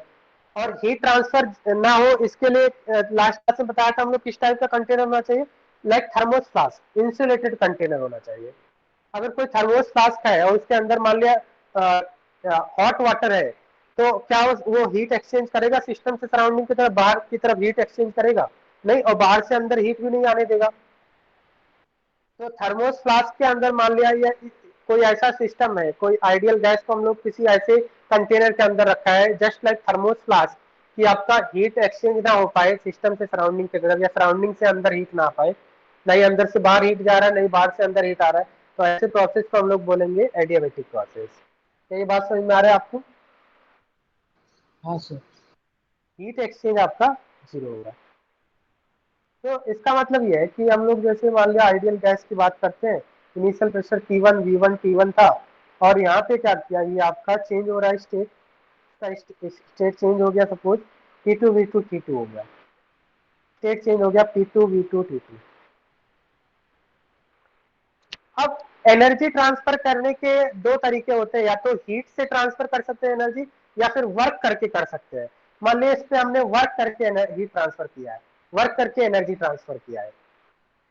और वर्क करके कैसे एनर्जी ट्रांसफर किया जाता है इसके बारे में मैं आपको बताऊंगा, ठीक है। आगे क्लास में हम लोग देखेंगे कि वर्क करके एनर्जी कैसे ट्रांसफर। हीट करके तो सभी को पता है, हीट करने से टेम्परेचर बढ़ता है, तो इसका मतलब एनर्जी ट्रांसफर हो रहा है, एनर्जी बढ़ जाएगी, काइनेटिक एनर्जी बढ़ जाएगी मॉलिक्यूल्स की, गैसियस मॉलिक्यूल्स की, बिकॉज काइनेटिक एनर्जी का डायरेक्ट रिलेशन होता है टेम्परेचर से, 3/2 RT आपने पढ़ा है, ठीक है, गैसियस स्टेट के अंदर kinetic energy of gas molecules, right. तो काइनेटिक एनर्जी टेम्परेचर बढ़ाने से काइनेटिक एनर्जी बढ़ता है, तो हम लोग हीट करने से एनर्जी सप्लाई कर सकते हैं, हीट करके, हीट एक्सचेंज करके एनर्जी सप्लाई कर, वर्क करके भी हम लोग एनर्जी सप्लाई कर सकते हैं। मान लीजिए इस प्रोसेस में हमने वर्क करके एनर्जी सप्लाई किया, मतलब पिस्टन को ऊपर नीचे करके हमने वॉल्यूम चेंज करके वर्क आपका किया जाता है, ठीक है, वो अभी बता रहा हूँ, ठीक है, अभी अभी थोड़ी देर में बता देता हूँ। तो प्रेशर वॉल्यूम में टेम्परेचर P1 V1 T1 से P2 V2 T2 पे जा रहा है, बट यहाँ पे सपोज मान लो हीट का एक्सचेंज नहीं हो रहा है, हीट एक्सचेंज जीरो हो रहा है, तो इस प्रोसेस को क्या बोलेंगे हम लोग, एडियाबेटिक प्रोसेस बोलेंगे। पहले ये आपका ऐसा था, इंसुलेटेड कंटेनर के अंदर रखा हुआ है, इंसुलेटेड जो भी प्रोसेस हो रहा है इंसुलेटेड कंटेनर के अंदर हो रहा है, थर्मोस फ्लास्क टाइप का इंसुलेटेड कंटेनर। तो इंसुलेटेड कंटेनर का इसका मतलब क्या है, सिंपल सी बात है, ये आपका क्यू नहीं है यहाँ पे, नहीं बाहर से अंदर जाएगा नहीं अंदर से बाहर जाएगा, हीट हीट एक्सचेंज जीरो हो जाएगा। तो अभी क्वेश्चन में आपको हिंट दिया होगा कि एडियाबेटिक प्रोसेस आइडेंटिफाई करने के लिए, तो अगर आपको इस तरह से बोला कि प्रोसेस टेकिंग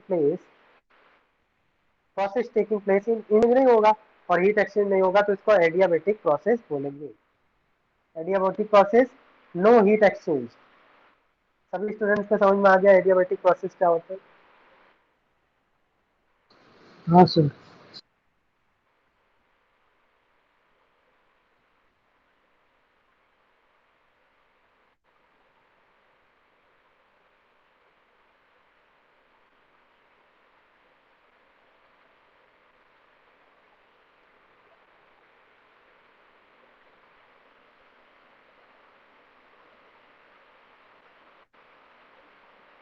फिफ्थ हम लोग देखेंगे साइक्लिक प्रोसेस।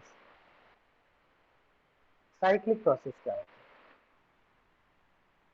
तो साइक्लिक प्रोसेस का मतलब ये होता है अगर इनिशियल और फाइनल स्टेट अगर आपका सेम हो जाए तो ऐसे प्रोसेस को हम लोग साइक्लिक स्टेट बोलते हैं, साइक्लिक प्रोसेस बोलते हैं। इसका डेफिनेशन लिखेंगे, when a system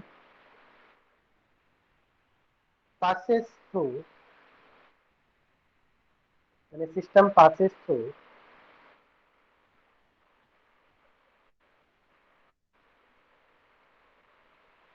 a number of different states, system passes through a number of different states,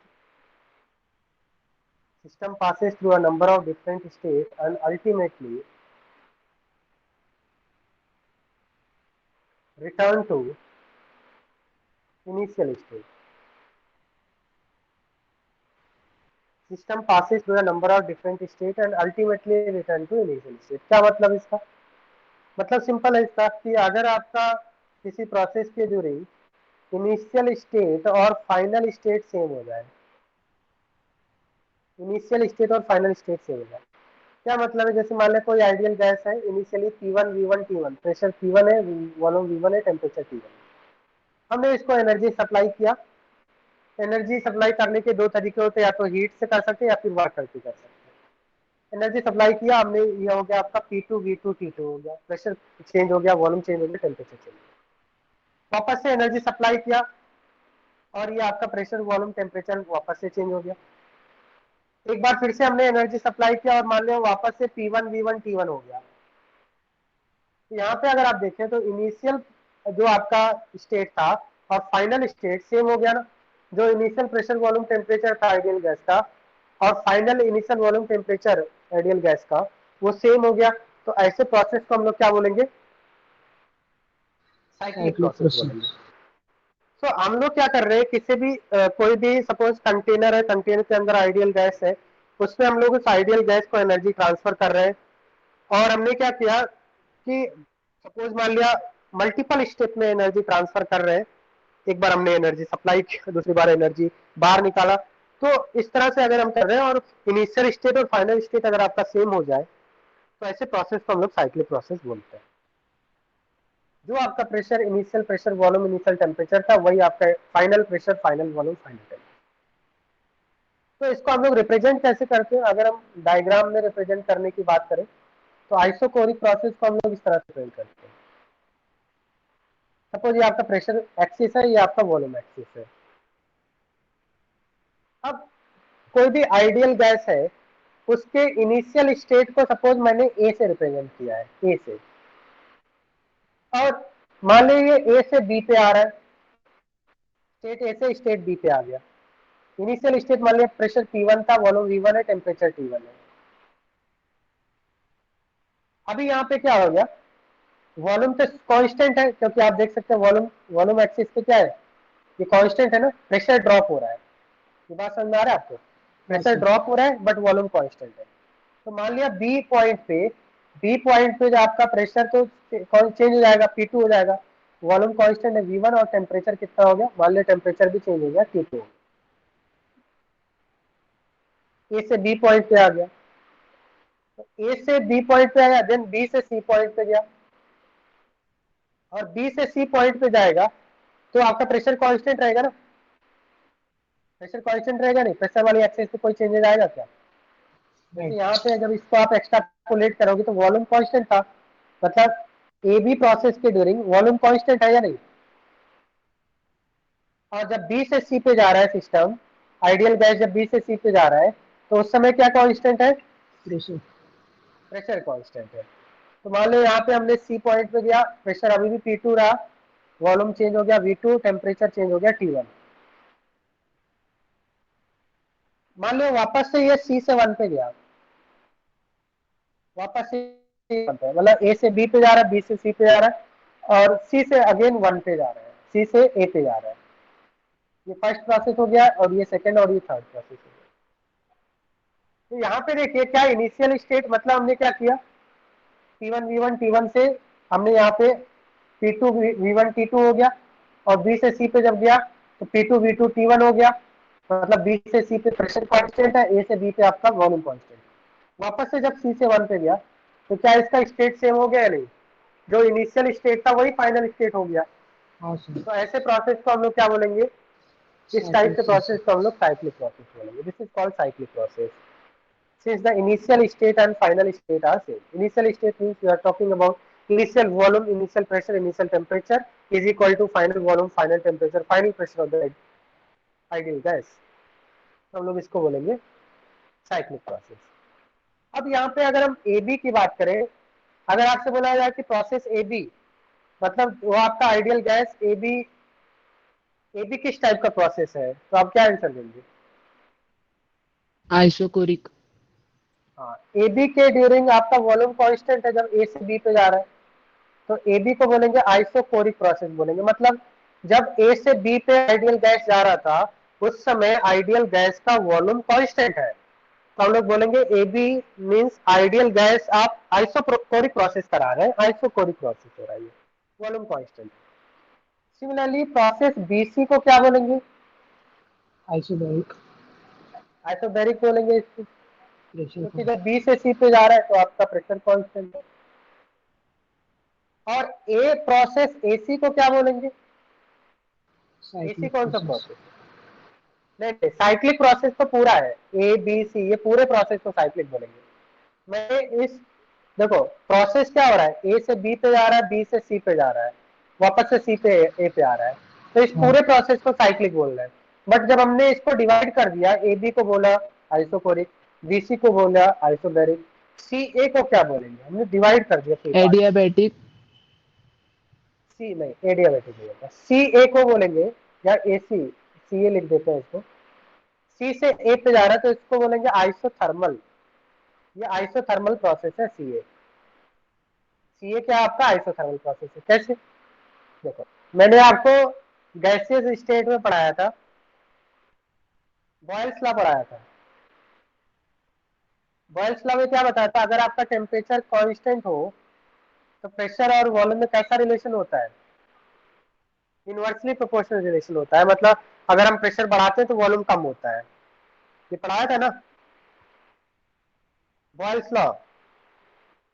तो इसका मतलब क्या है कि अगर आपका टेम्परेचर और number of moles of gas constant है तो प्रेशर वॉल्यूम के इनवर्सली प्रोपोर्शनल होता है। ग्राफ कैसे आ रहा था? इनवर्सली प्रोपोर्शनल का ग्राफ ऐसा होता है, रेक्टेंगुलर हाइपरबोला ऐसा आता है ना, दिस इज कॉल्ड रेक्टेंगुलर हाँ सर। हाइपरबोला। तो pressure is inversely proportional to volume when temperature and number of moles of gas is constant. तो प्रेशर वॉल्यूम के इनवर्सली प्रोपोर्शनल कब होता है? ये इनवर्सली प्रोपोर्शनल टाइप का ही आ रहा है ना। हमने सीए ग्राफ बनाया, ये कर्व्ड नेचर का है ना, ये तो स्ट्रेट था, ये भी स्ट्रेट था, बट सी से ए थोड़ा कर्व्ड नेचर का था। तो इस कर्व्ड नेचर से हमने पता लगाया कि प्रेशर और वॉल्यूम में इनवर्सली प्रोपोर्शनल का रिलेशन है। और प्रेशर वॉल्यूम के इनवर्सली प्रोपोर्शनल कब होता है? कंडीशन क्या है? जब टेम्परेचर कांस्टेंट है। जब टेम्परेचर कांस्टेंट हो और number of moles, of course number of moles तो कांस्टेंट ही है गैस का। तो जब टेम्परेचर कांस्टेंट होता है तभी आपका pressure inversely proportional to volume होता है। तो इसका मतलब जब टेम्परेचर कांस्टेंट होता है ऐसे प्रोसेस को क्या बोलते हैं हम लोग? आइसोथर्मल प्रोसेस बोलते हैं ना। तो इसका मतलब सी से ए पे जब हम लोग जा रहे थे तो कर्वेचर नेचर आ रहा था, कर्व्ड नेचर का ग्राफ आ रहा था। तो इस कर्व्ड नेचर से हमने पता लगा कि प्रेशर वॉल्यूम के इनवर्सली प्रोपोर्शनल है, तो वो तभी पॉसिबल है जब टेम्परेचर कांस्टेंट हो। टेम्परेचर कांस्टेंट का मतलब हम लोग इसको बोलेंगे आइसोथर्मल प्रोसेस। तो सीए को हम लोग आइसोथर्मल प्रोसेस बोलेंगे। क्या इतनी बात समझ में आ रहा है आपको? Is it clear to all of you? Yes sir.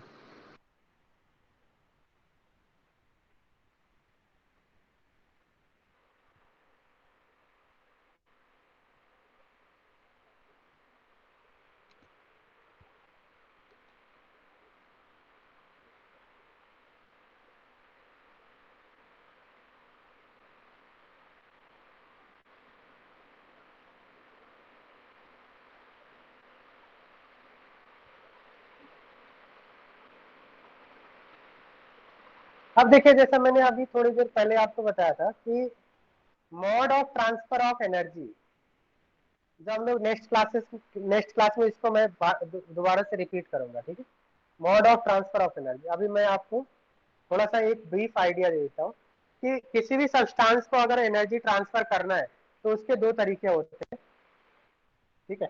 एक आपका हीट होता है, दूसरा आपका वर्क होता है। हीट एंड वर्क, या तो आप हीट से एनर्जी ट्रांसफर कर सकते हैं या फिर वर्क करके एनर्जी ट्रांसफर कर सकते हैं।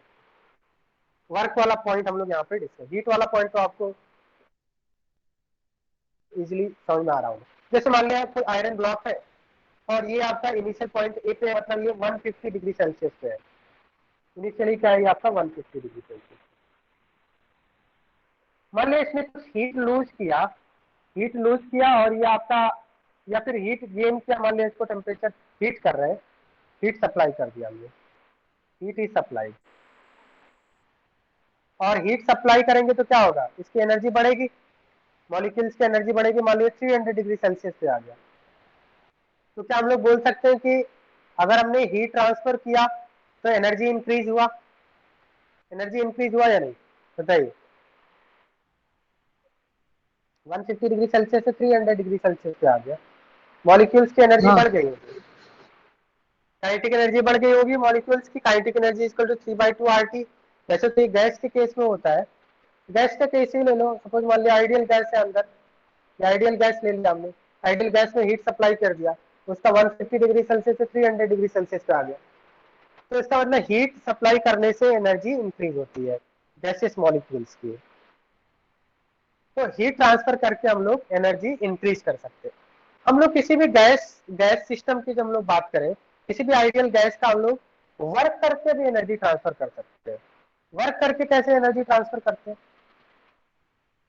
देखिए, एनर्जी ट्रांसफर बाय वर्क, ये वाला पॉइंट हम लोग नेक्स्ट क्लास में फिर से डिस्कस करेंगे, और इसको मैं इस पे नोट्स लिखवाऊंगा। अभी मैं आपको आइडिया देता हूँ energy transfer by work. Work के द्वारा एनर्जी ट्रांसफर का मतलब है कि वॉल्यूम चेंज करके हम लोग एनर्जी ट्रांसफर कर सकते हैं। जैसे मान लिया कोई पिस्टन फिटेड सिलेंडर है, इसके अंदर हमने आइडियल गैस लिया है, इसके अंदर हमने आइडियल गैस लिया, मान लिया इसकी एनर्जी, इंटरनल एनर्जी U1 था। इंटरनल एनर्जी का मतलब इसकी जो आपकी एनर्जी है, ठीक है। Internal energy basically sum of all type of energy होता है। मान लिया इसकी इंटरनल एनर्जी इनिशियली U1 है, U1। अब ये गैस, ये आपका सिस्टम क्या है, आइडियल गैस हमने लिया।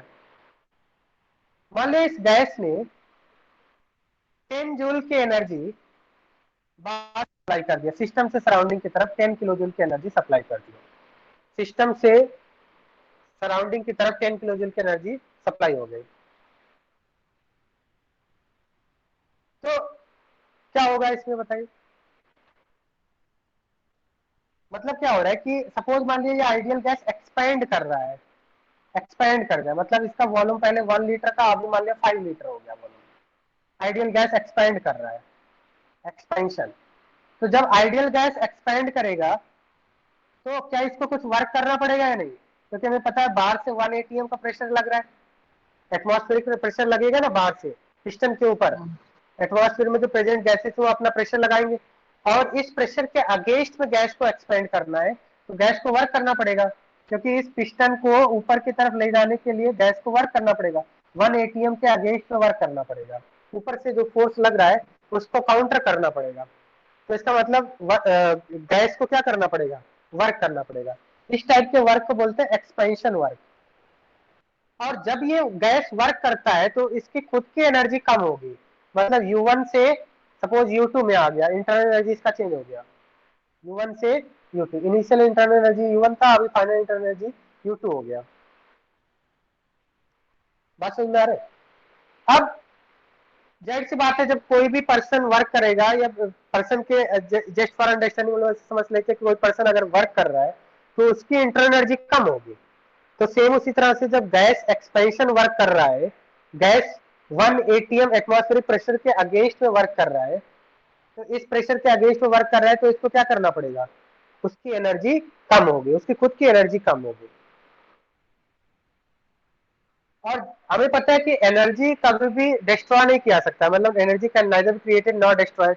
तो एनर्जी गई कहां से, मान लिया पहले आपका U1 था, अभी कितना हो गया, U1 माइनस 10 किलो जूल हो गया, मान लिया 10 किलो जूल से एनर्जी कम हो गया, तो ये 10 किलो जूल किधर गया, सिस्टम से सराउंडिंग की तरफ बेसिकली ट्रांसफर हो चुका होगा, सिस्टम से 10 किलो जूल सराउंडिंग को ट्रांसफर हो गया। तो सिस्टम की energy U1 minus 10 kilo joule हो गई और गैस एक्सपेंड कर गया। बात समझ में आ रहा है? तो इसको हम लोग बोलते हैं work done by the system, मतलब गैस ने वर्क किया, गैस ने वर्क किया, work done by the system. Gas ने किसके अगेंस्ट में वर्क किया? एटमॉस्फेरिक प्रेशर के अगेंस्ट में वर्क किया। क्योंकि अगर ये एटमॉस्फेरिक प्रेशर जीरो होता, मान लिया एटमॉस्फेरिक प्रेशर जीरो होता, तो वर्क डन कितना होता, कितना वर्क करना पड़ता गैस को, बताएंगे? एक्सपेंड होने के लिए कितना वर्क करना पड़ता गैस को? जीरो वर्क करना पड़ता, कोई वर्क नहीं करना पड़ता, फ्री एक्सपेंशन होता। अगर ऊपर से कोई प्रेशर नहीं लग रहा होता तो गैस को कोई वर्क करना पड़ता क्या?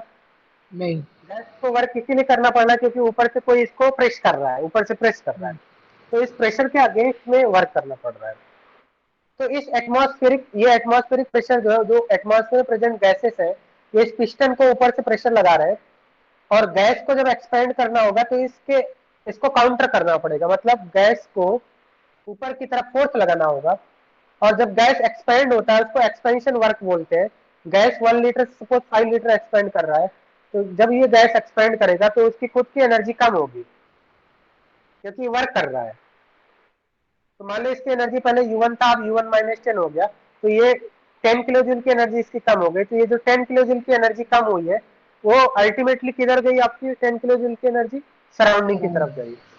क्योंकि हमें पता है कि total energy of the universe वो चेंज नहीं हो सकता है। सिस्टम की एनर्जी कितनी कम हो गई? 10 किलो जूल। सराउंडिंग की एनर्जी कितनी बड़ी होगी? सिस्टम की एनर्जी तो 10 किलो जूल कम हो गया और सराउंडिंग की एनर्जी कितनी इंक्रीज हुई होगी? वही 10 सिस्टम से किलो जो सराउंडिंग है 10 किलो जूल इंक्रीज हुआ होगा। तो बताना क्या total energy of the universe change हुआ होगा? सही। और हमें पता है, आपने लोअर क्लासेस में पढ़ा होगा कि total energy of the universe is always constant. Energy can neither be created nor destroyed, it can be transferred from one form to other form। तो यहाँ पे क्या किया, आइडियल गैस ने 10 किलो जूल का वर्क किया। जब आइडियल गैस एक्सपेंड हो रहा था तो उसने 10 किलो जूल का वर्क किया, तो इसकी खुद की एनर्जी 10 किलो जूल कम हो गई, बट सराउंडिंग की एनर्जी 10 किलो जूल बढ़ गई, क्योंकि जब ये एक्सपेंड कर रहा था तो उस समय सिस्टम से सराउंडिंग की तरफ 10 किलो जूल की एनर्जी ट्रांसफर हो गई। तो सिस्टम की एनर्जी तो 10 किलो जूल कम होगी, सराउंडिंग की एनर्जी बढ़ गई, total energy of the universe constant रहा। तो कंक्लूजन क्या है? तो यहाँ पे हमने क्या क्या सीखा? यहाँ पे हमने ये सीखा कि अगर हमें किसी आइडियल गैस को एनर्जी ट्रांसफर करना है तो केमिस्ट्री में उसके दो तरीके होते हैं, या तो हीट के फॉर्म में एनर्जी ट्रांसफर कर सकते हैं या फिर वर्क करके एनर्जी ट्रांसफर कर सकते हैं। जैसे यहाँ पे वर्क किया ना, सिस्टम ने वर्क किया और एनर्जी ट्रांसफर कर दिया सराउंडिंग को,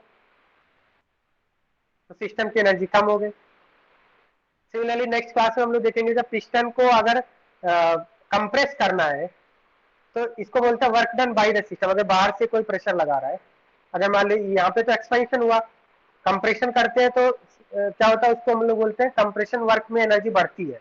नेक्स्ट क्लास में हम लोग पढ़ेंगे, ठीक है? तो एनर्जी ट्रांसफर करने के दो तरीके हैं, हीट और वर्क। ठीक है, बात समझ में आ रहा है? इसको हम लोग वापस से नेक्स्ट क्लास में फिर से इसको हम लोग डिटेल में पढ़ेंगे, ठीक है? तो आज की क्लास में यहाँ तक समझ में आ गया आपको? हाँ सर।